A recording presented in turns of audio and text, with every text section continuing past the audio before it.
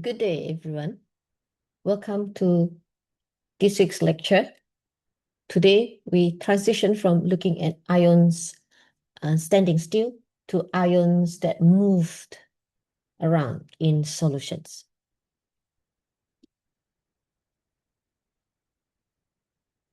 And here we'll be diving deep into Deby Huckel Onsager theory. And I'm sure this is no longer foreign to you. You have been taught the Koch-Roche law, which shows the dynamic properties of the ions in the strong electrolytes. This is the formula for the Koch-Roche law. And in this lecture, we'll be looking deep into Deby-Huckel-Onsager equations, whereby you can see that the Koch-Roche law has been expanded to include two more new effects, which are known as A, the electrophoretic effect, and B, the asymmetrical effect, or sometimes we call this as the relaxation effect in the strong electrolyte solutions. All right.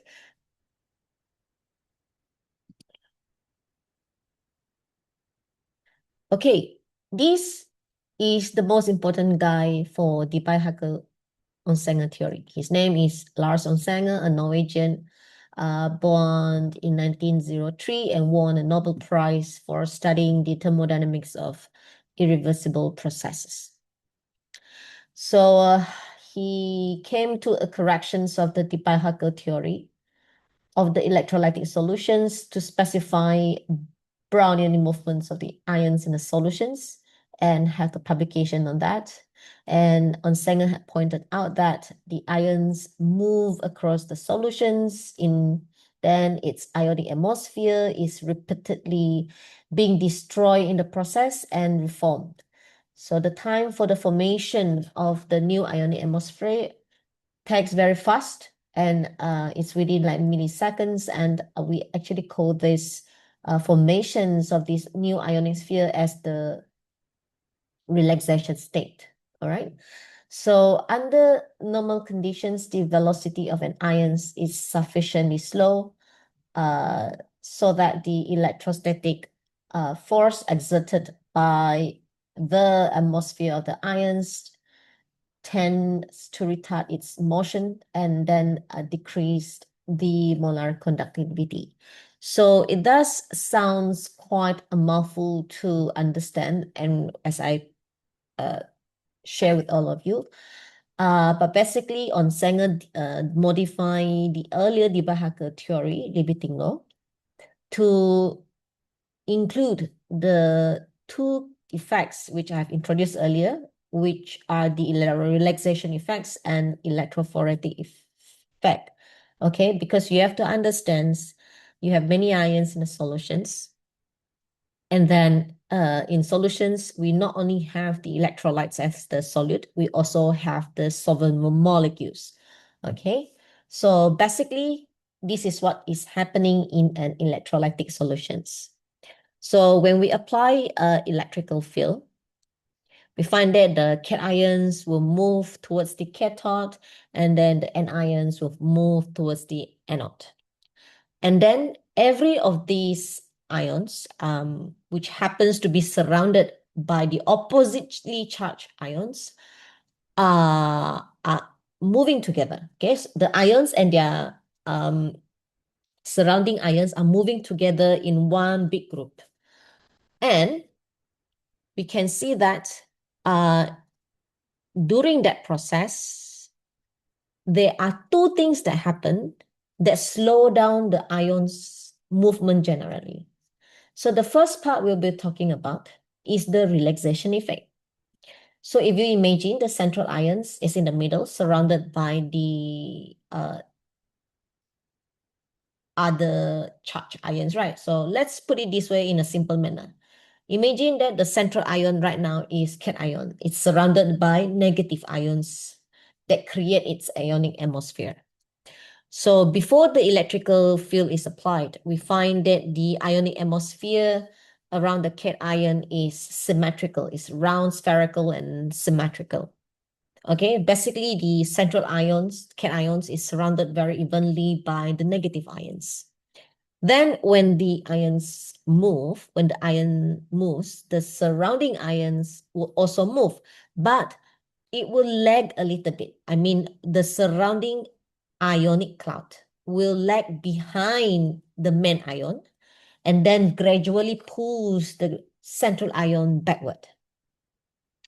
So this will reduce the central ion mobility. And eventually, it also reduces the molar conductivity of the central ion. And this effect is widely known as relaxation effect. Sometimes we also call it as the asymmetrical effect. Why? Because, when I mentioned about the ionic atmosphere that's surrounding the central ion, the initial in the initial ionic atmosphere is pretty spherical, perfect and nice. Means the symmetrical. But we know that the surrounding ionic cloud will get distorted, as the ions move within, right? So it eventually results in the formation of asymmetrical shaped ionic atmosphere. Okay, so that is on the relaxation effect.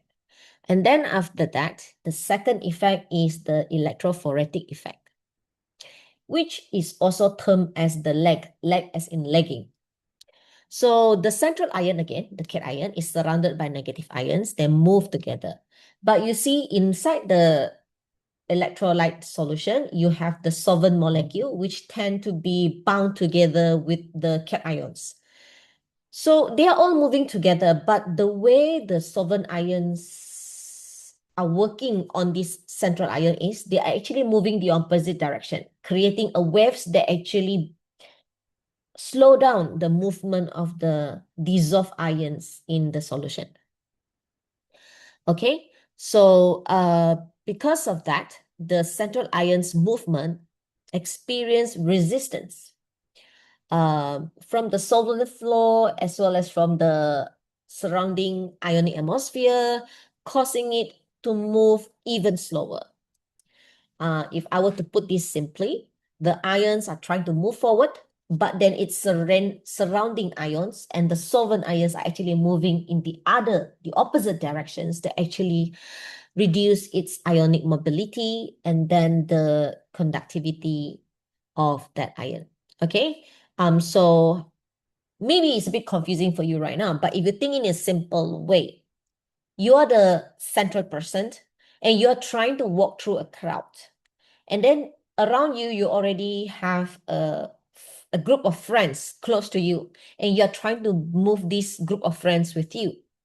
But when you moved, do you think your friends around you will move as immediate as you, or they tend to be moving a little bit slower, creating the lagging effect?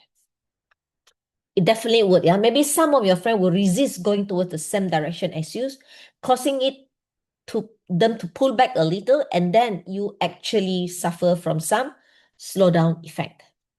Okay, so that way, you cannot perform optimally as the central ion. So it's just lowering the conductivity of the entire solution, entire electrolytes. So if you see a slower movement of the ions, it actually represents lower conductivity. Because we know that the conductivity depends on how fast the ion moves. And if the ions move quickly, there will be higher conductivity expected. But if the ions slow down, there will be lower conductivity. Okay, so as you can see now, these two effects, the relaxation and electrophoretic effects, are two factors that slow down the ions in electrolytic solutions, causing the molar conductivity of the electrolytes to also decrease along with the concentration. Okay, if the concentration decrease, you have less ions, so the conductivity would also decrease. And if the ions move slow, you also will suffer from lower conductivity. So that is also why the strong electrolytes do not show a constant molar conductivity at all concentration. Okay, now let's have a look at the postulates for this Deby, Huckel, Onsager, okay? So basically, the original theory of Deby-Huckel theory or Deby-Huckel limiting theory remains.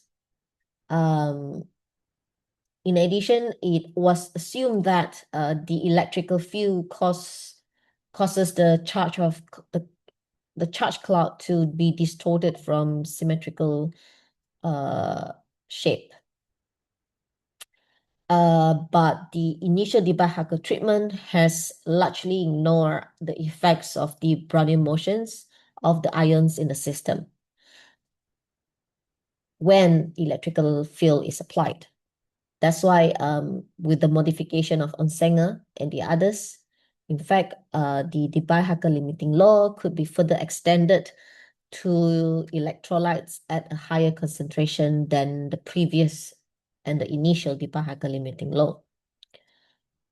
So taking all this into account, taking into factor these Brownian motions, and then the Cosrow law was also incorporated together, then it seems that we have arrived at the Deby-Huckel-Onsager theory, which is represented by this, okay? So you can see that here the molar conductivity is equal to the molar conductivity at infinite dilutions minus this expression, A plus B times this molar conductivity infinite dilutions times with the square root of the concentrations of the electrolytes. So you can see from here, the A and B expressions are actually representing the two new effects that we have discussed earlier, okay? So you can see from this table, we got two different different solvents here, and they would show different A and B empirical parameters values, okay? So what this is telling us is that every solvent will have their own coefficients, and that would eventually affect the molar conductivity of an electrolytes. Most importantly, if you see from here, from this equation, right, the molar conductivity is actually directly proportional to the square root of the concentration. And that way, we'll be able to get a straight line for a dilute solution. All right. And the intercept will provide this information, which is the molar conductivity at infinite dilution, whereas the slope will be giving the information about the electrophoretic effect and the asymmetrical effect experienced within the system. Okay. All right, so let's have a look at the validity for aqueous solutions. So we know that when we talk about aqueous solutions, the solvent is always water. And the Deby-Huckel-Onsager theory is good, works well for very dilute solutions, for simple electrolytes. And when I talk about simple electrolytes, it actually refer to the univalent electrolytes, okay? Which has +1 in charge as well as -1 charge for the anions. The famous example would be like sodium chloride, potassium chloride, or even potassium iodide. So all these univalent electrolytes will dissociate into +1 cation and -1 cation, carrying +1 and -1 charge. So in this situation, involving the univalent electrolytes, basically their electrostatic interactions are simple, and the Deby-Huckel-Onsager theory works very well at very dilute concentrations. This is because when it has very dilute solutions, all these ions are very far apart from one another, and then the ionic spheres around each of these cation tend to be also more diffuse. So the theory is basically good for them. It can explain their behavior reasonably well. But when the concentration of the electrolyte increase, we will have many more ions inside swimming together, causing the ions to be closer to one another. And that's where we cannot avoid the interionic interactions. Okay. And that is why there is also when the Deby, Huckel, or Sanger theory will become less accurate to describe their behavior. All right, so that was on the uni valent type of electrolytes. What if we change the electrolytes to something that have a uni and bi cations or anions? So unibivalent type is the type that have maybe positive one charge for the cation and the anion is two negative. Or it could be the vice versa version, which is where the cation may have positive two charge and then the anion is negative one. For example, that would be like calcium chloride or even sodium sulfate. Okay, yeah. This kind of unibivalent type of electrolyte will still be able to work well with Deby, Huckel, or Sanger equations. What I mean to say is we can still use this Deby, Huckel, or Sanger equation to explain the behavior of the uni and bivalent electrolytes. It's just a little bit more complicated compared to the univalent because now one of the ions have a positive 2 in charge. That means they will experience much stronger electrostatic attractions there, causing them to deviate from the ideality a little bit earlier than the univalent. All right. So if you imagine we further extend this to bivalent type, which means you got a cation of positive 2 and then an ion, negative ion of negative 2. The charge of both ions now have been increased, and now the interactions, electrostatic interactions between them are getting stronger. And, this is where we can see that the molar conductivity plotted as a function of the square root of concentration will now deviate much earlier from the linear relationship owing to the high and dominant electrostatic interactions between the bivalent ions. Okay, so basically for the bivalent electrolytes, the Deby-Huckel-Onsager equation is less reliable except for an extremely dilute concentration.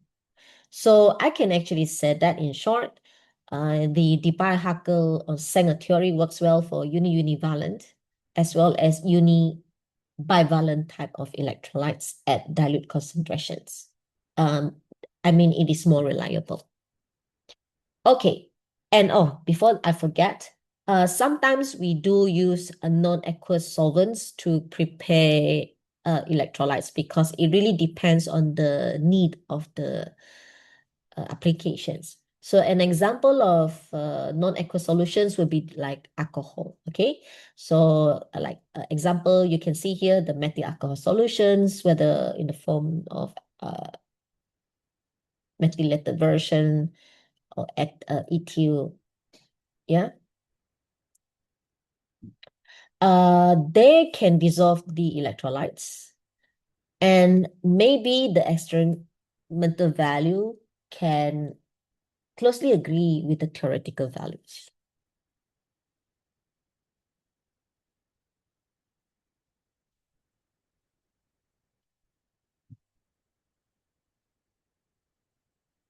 But then it is found later that there is rather different behavior for these ions when they are dissolved in the non-aqueous solvents.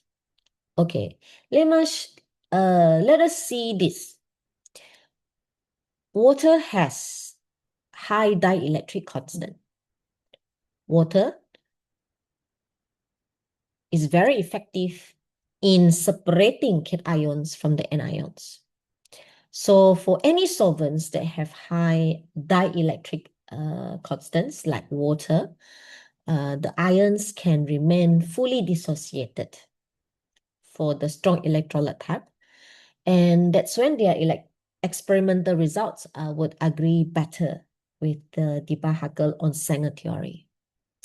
But if you change it to other solvents that have much lower dielectric constants, it is observed that the molar conductivity is much lower. This is because when it is in non-aqueous solvents with low dielectric constant, the ions are not well separated. Okay, not well separated. So that's why they are not efficient in the conduction of electricity. And that is also why a large deviation from the theoretical Onsager behavior was observed. So you can see at another level that, and it's proven that the Onsager theory can work for strong electrolytes, but you must ensure that the ions are well separated from one another. And this normally can only happen in very dilute solutions, because the ions remain well separated from each other and are more effective in the conduction of electricity.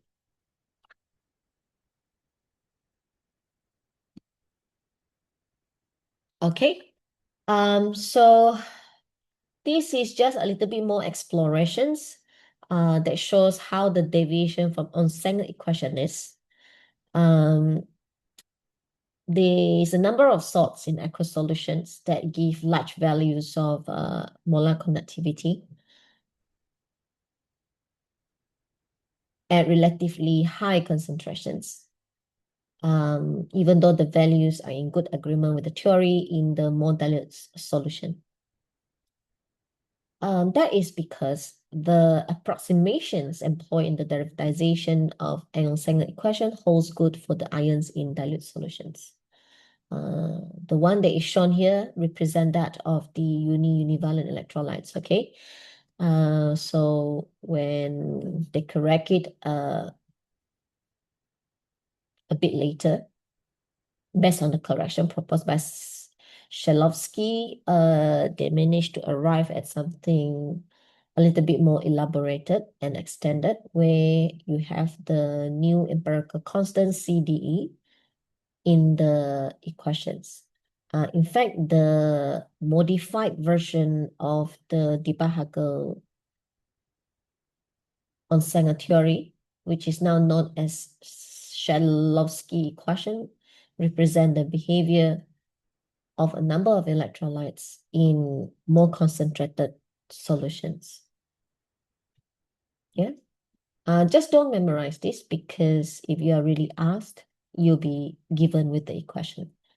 At the moment, it's not a popular topic to be covered in any assessment here. All right, so there was on the Deby-Huckel Onsager theory, and I would like to highlight a few points here first. Okay, let me go back to that slide. Basically, you have to remember that for this molar conductivity, it is linearly in a linear relationship with the square root of the concentrations of the electrolyte for a strong electrolyte type of solutions. That's first point. In the second point, the Deby-Huckel Onsager theory equation is also a limiting law, which means to say it can only work under certain situation where the solution is very dilute. Okay, it's for strong electrolytes in a very dilute conditions. And the Deby-Huckel Onsager equation can only work well for the univalent electrolytes, where it can still preserve the linear relationship between the molar conductivity and square root of concentrations. There will be greater deviations from the linearity for the bivalent type of electrolytes due to their stronger electrostatic interactions. And for aqueous solution, which the solvent is water, they tend to have higher dielectric constants, and they can ensure that the ions in the electrolyte is well separated, right? So the solvents that have high dielectric constant will be good and can actually maintain high molar conductivity for the electrolytes. But if you change the solvent from water to another solvent, which has lower dielectric constant, then there'll be a larger deviation from Deby-Huckel Onsager equation because the salts now are not fully dissociated. So as a summary, the Onsager equation is most reliable for very dilute aqueous solutions of simple uni-univalent type of electrolytes. And then it will become less accurate for concentrated solutions, as well as the electrolytes that have high valency and dissolved in low dielectric solvents. Okay, so this is another discussion. See you guys in the next part. Bye.